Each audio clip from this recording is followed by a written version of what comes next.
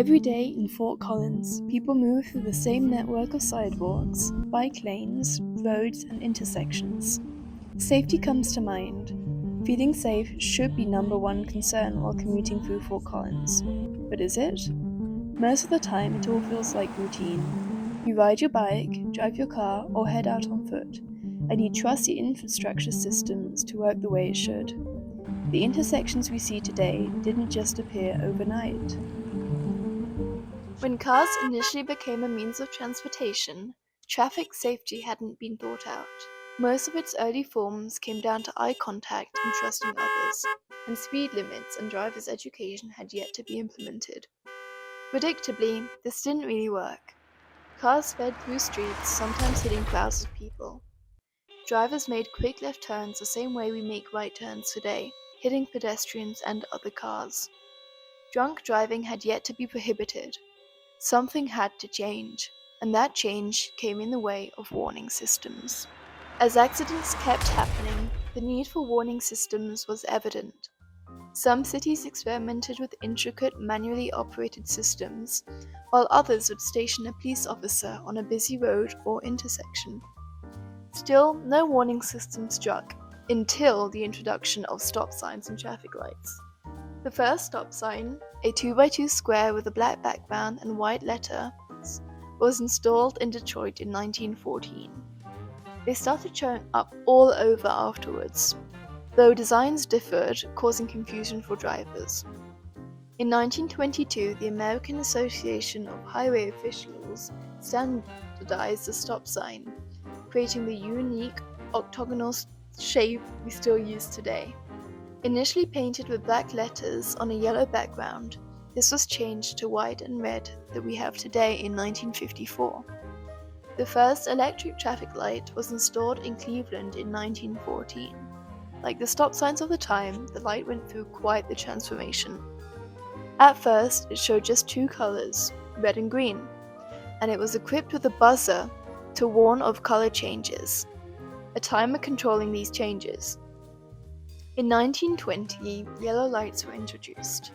A four-way signal began showing up at intersections. Previously, some of the most dangerous parts of the road, intersections, quickly became much safer. In 1950, computers began to be used in tandem with traffic signals, not only for changing them, but for detecting the amount of cars at red lights and how long they'd been there. Though these two systems have changed drastically since their introductions, their purpose remains the same: to keep roads and pedestrian traffic moving smoothly and safely. Stop signs solved the problems back then, but now the problem isn't the signs, it's how they're being used. In a city that moves faster, carries more people, and asks more of every intersection than ever before. My name is Vincent Michael, and I'm a philosophy major. My name is McKenna Krols, and I'm a political science major. My name is Zachary Louise, and my major is English with a minor in design thinking. I'm Daniel Lucas. I'm a statistics major. I'm Kate Cashin, and I work for Works Design, which is an outdoor gear, and I'm a product developer. I go on my bike. Most of the time I bike, sometimes I drive though. I used to bike, but then my bike was stolen, so now I'm busting everywhere and walking. I drive my car. I drive my car. Safety should be the number one concern, but it's easy to overlook the little guys. Cars, bike, pedestrians all move differently, carry different risks, and share the same space. And when that balance breaks down, everyone feels it. It kind of sucks, to be honest. And there's a lot of construction. Just super busy and not well lit. The cars don't pay attention, and I'm just on my bike, and car versus bike, the car usually wins. No, because people are really bad at driving in Fort Collins. Definitely the campus intersection where it's the foundry and the police station and the wreck. I've had a couple of close calls as a biker. I've had to swerve a couple times. It's a street next to West Elizabeth where the bus runs. And there's a sidewalk that just goes and then it ends. And I think it's ridiculous when that happens. The sidewalks, they're for the most part okay, at least on campus. Around Fort Collins, they do get kind of tight at spaces, like shields that are pretty narrow. The drivers, the problem is that the lanes only turn one way, right? and so most of the drivers don't look the other way. So if you're biking the wrong direction because you haven't crossed the street, you got to watch out for them because they won't look at you. By my house, because there's an absurd amount of construction right now, so the bike lanes have just been like mixing in with the roads. There's just no room for the bikes. It, like, Prospect, Shields, Mulberry, Laurel, College, specifically North College and South College. There was one where I was biking in that same area I was talking about, and a car went, and instead of like stopping at the like crosswalk, they pulled forward and stopped there. But I was biking, so I had to swerve around them as they were stopping. yeah, and then when you have to like go back, and I'm going back like north, from school north, and you have to cross Cherry Street. Like you have to go like around like the bike path, like goes around like this train track, and you have to like go. It does like this weird like right and then weird left turn, and it goes onto the street like right into the cars coming through, and you're like, what the heck? Like it's insane. Whoever designed it was not a bike rider, obviously. They kind of did that like last minute or something like that. My name is James Reed. I'm the interim traffic director. I've actually worked in traffic operations for 6 months. Intersections like Harmony take in roughly 50 to 60,000 cars entering Fort Collins every day. That kind of volume creates congestion, impatience, and frustration, and it makes designing an intersection anything but simple.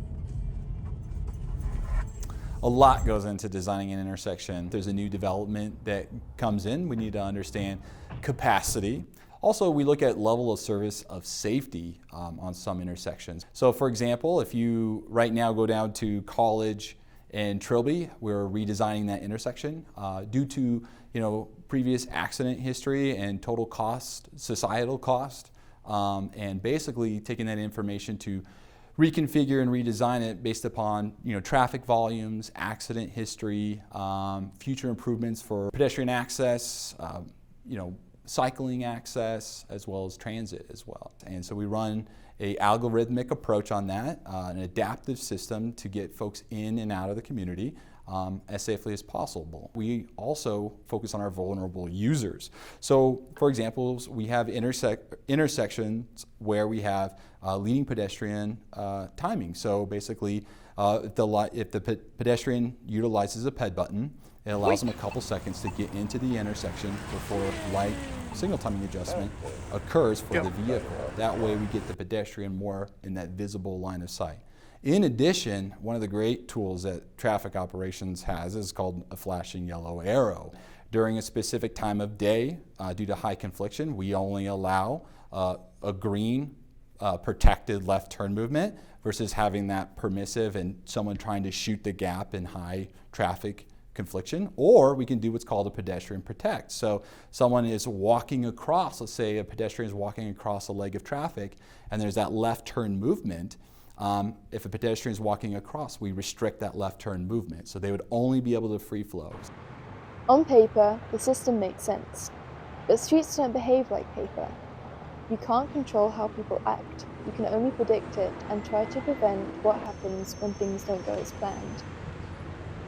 In cities like Denver, the risks feel familiar, like at one of the school crossings.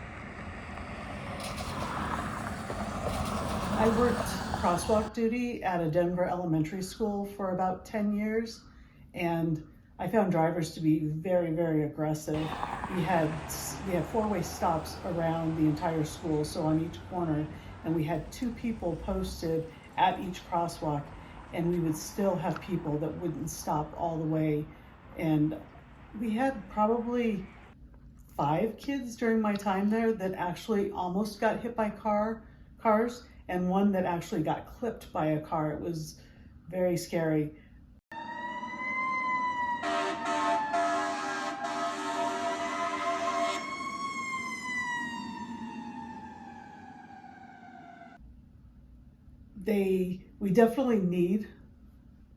You definitely need to have as many stop signs as possible. And we also had orange flags that were posted on the sides of the stop signs so that people didn't miss them. And we had a really hard time getting people to listen sometimes. At a school, moments like these aren't acceptable. They're not just close calls, There are risks taken where kids should feel safest. And it's important to say that this isn't unique, and it isn't rare. Stories like this exist in cities all over Colorado and across the country. And yet, according to the Coloradian, Fort Collins is ranked as one of the safest bike cities in the United States. When you look around and compare it to many other places, that claim holds weight. But rankings don't erase moments like these. They just remind us how high the standards should be. But safety is relative. When you look at other cities across Europe, the difference becomes clear. The bar can be higher, and the streets can feel calmer. For the States, I feel like Fort Collins is super bike friendly, super just like a very active lifestyle friendly. In Europe, obviously, like transportation just looks so different, and people are walking all the time and busing and getting off the bus and then you walk. But I feel like of the states, Fort Collins is a really great city. And Oh, Europe is way better. It's so much better. And why do you think that is? Oh, it's a lot more safer. There's a lot more areas for bike riders to be like, you don't have to crisscross roads as quite nowhere near as much. And European drivers, in my impression at least, is they're a lot better at it, at driving. People do the rules. Like I've been to Germany, and Germans are, we gotta follow the rules, follow the rules. So, yeah. The contrast becomes especially visible in places where safety matters most. Collectively, there is a major issue. Distracted driving, I would say, is probably the biggest. One of the biggest concerns is, being on our cell phones while driving. A lot of additional concerns are speeding as well. So we try to take measures as far as, speeding enforcement to assist in those efforts. We all know that higher speeds can cause, greater crashes and more significant serious injuries. Stopping erratic driving behaviors sounds like it should have an easy solution. Comply. I would, sometimes, unfortunately, we have the rolling stops, right? If everybody could follow the signage, that would be one thing I would change. If everybody could appropriately follow the signs that we currently have posted, obviously our job would be a lot easier. But when habits, shortcuts, and assumptions take over, even the best designs start to get tested. Change is already happening. Projects on College and Trilby, the LeMay Overpass, and the Underpass of Harmony are all attempts to reduce conflicts and keep people moving safely. Yeah, we're all trying to get where we need to go. And really, we all are trying to get there in the safest way possible. And just want to ensure that, I would love to see that we are focused while we are driving or while we're walking, and ensuring that we're trying to assist getting everybody where they need to go. So, it gets tough, right? There's construction. You might be late to a doctor's appointment or had a frustrating day, but just remember that everybody is really trying to get home safely. This is a city still learning, adapting, and evolving. And in the end, how the system works doesn't just depend on design. It depends on us, the people using it correctly and safely.